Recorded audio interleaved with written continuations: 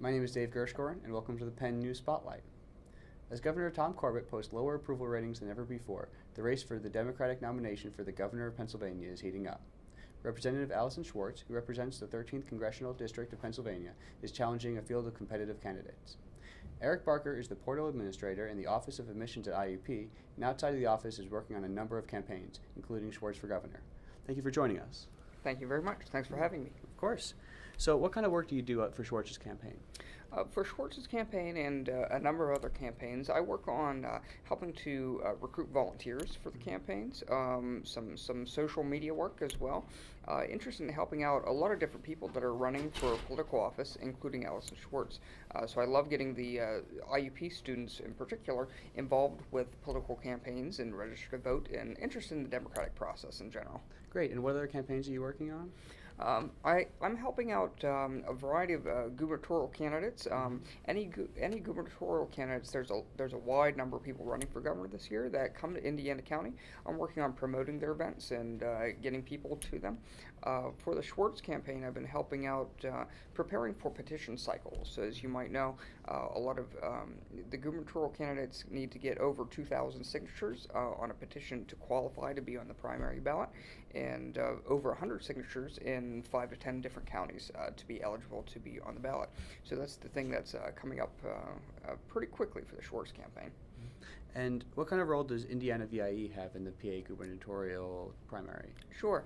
My organization is called Indiana VI, which stands for Voter Initiative in Education, and we're an organization that we're promoting civic engagement and knowledge about the different candidates. Generally, closer to the primary season, we'll actually endorse candidates and make recommendations on who to vote for. Some of the nonpartisan work we do is just encouraging students to be registered to vote and participate in the gubernatorial cycle. For this spring, the primary is May 20th, and that's after the time that students might not be on campus. So if they are registered to vote on campus, which we do encourage, they'll have to file an absentee ballot in order to vote in the primary. So those types of information we're trying to get out information about. Mm-hmm. And the work that you're doing on Schwartz, is that the part of the nonpartisan, or is that you directly working for the campaign? This is me directly volunteering with the campaign. Mm-hmm. There was a local organizer who I knew from last year's elections.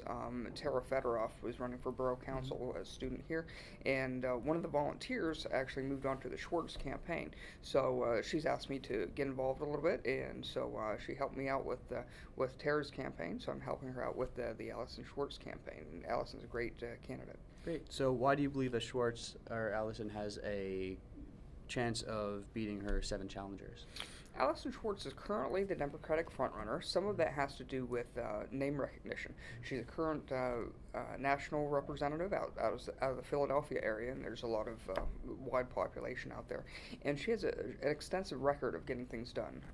For example, she worked with Governor Rendell to pass the CHIP program, which is universal health care for children under the age of 18, and that's gone on to be a national model. So she has a wide range of legislative accomplishments, which will be a benefit to her as well. Great. And bringing this back to Indiana, does Representative Schwartz plan on doing any events in Indiana or at IUP? We're hoping that the Congresswoman or some of her top-level campaign staff will come to IUP. There's no guarantee given her big schedule, but IUP, as one of the largest state-run universities, has a lot of voters, and we registered 4,400 IUP students registered to vote last year in the presidential election, or 2 years ago, I guess it is now, for the Obama campaign. So it's been shown that students can register and actually can be turned out in pretty large numbers for elections. And how did you personally get involved in working on political campaigns? I've been involved since 2004, actually, for the John Kerry campaign. I went to Carnegie Mellon, and in Pittsburgh, I got involved with registering students to vote.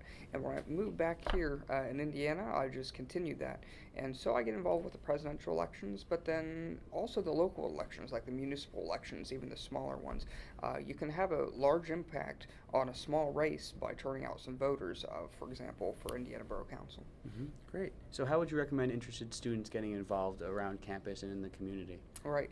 Interested students could contact the IUP College Democrats as a recognized student organization. If people are interested in the Corbett campaign, for example, there's the IUP College Republicans, which is also an outlet. We also have an intern actually on the Schwartz campaign. Her name is Kristen Riot, and people can contact her as well to get involved in the Schwartz campaign in general. Great. This has been the Penn News Spotlight. My name is Dave Gershgor, and thanks for watching.